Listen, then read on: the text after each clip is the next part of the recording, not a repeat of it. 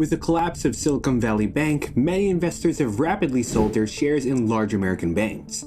Some of the hardest hit ones include the Western Alliance Bank and First Republic Bank, which both lost roughly 70% of their value over the span of just 2 days. This has sparked numerous debates on whether the stocks of these major banking corporations are now a strong buy option given these extremely cheap share prices. Yet concerns have arisen over liquidity and management issues amongst the top US banks. But the question still remains. Will SVB's collapse spell disaster for other US banking corporations? On Friday of March 10th, SVB was forced to shut down after failing to raise enough capital to support their daily operations. Sitting with a total asset portfolio of $209 billion at the end of 2022, it seems ironic how such a large bank can fail because of cash flow reasons. SVB specialized in banking services for tech startups, whose early capital largely came from venture capitalists and bank loans. SVB is one of the leading providers of venture debt and term loans to these early startups, and aims to make continuous cash flow via generated interest.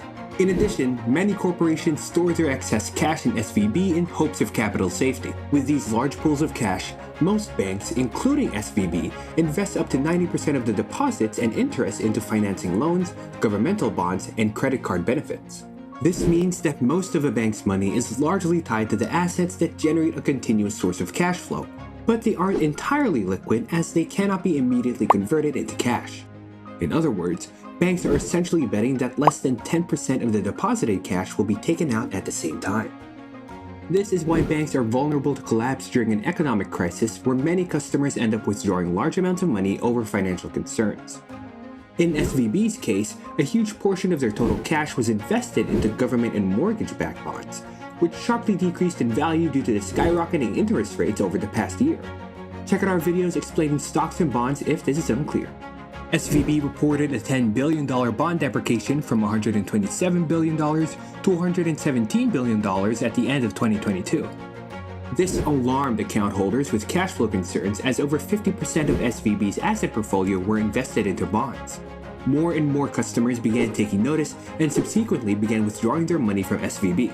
And on March 10th of 2023, everything went downhill. On March 10th of 2023, account holders withdrew so much money from SVB that the bank was unable to finance it despite resorting to forced selling their bonds at a loss. Panic ensued, and the government was forced to step in to resolve the issue.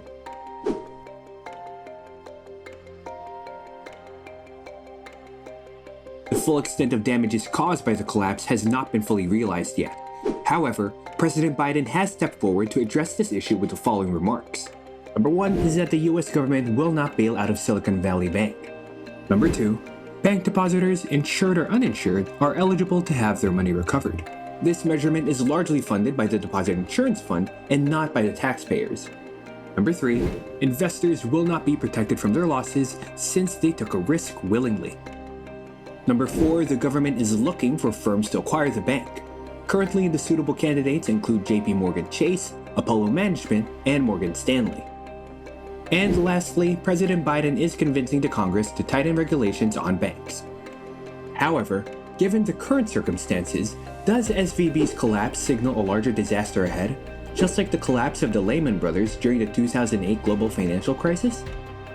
Although the collapse of the Lehman Brothers was largely attributed to similar cash flow problems, particularly with the overpurchasing of mortgage-backed securities right before a period of massive housing market downfall, the overall consensus is that SVB's collapse is unlikely to trigger a global financial crisis. SVB is classified as a medium-sized bank with assets just above $200 billion in value. Compare this to the Lehman Brothers portfolio of over $600 billion before their downfall, there is a marginal difference between the severity. In addition, SVB's banking services are primarily focused on the tech sector, unlike the Lehman Brothers dealings with a multitude of sectors and industries worldwide. The SVB situation definitely has people worried, but I don't think that it's likely to turn into a Lehman type of situation, especially given how aggressively the Fed has intervened, including by promising to protect even uninsured deposits, quoted by David Skeel, professor of corporate law at the University of Pennsylvania. The SVB situation is currently being monitored, but it's unlikely to affect the dealings of the general population. It's important to carry out your own research regarding this matter and put forth your own financial judgments. Cloud-based software giant Salesforce stock soared over 17% over the course of just 3 days after smashing Wall Street analysts' expectations. However, given management concerns over the actions of CEO Mark Benioff, is Salesforce stock a good buy? Check out the full breakdown in this video.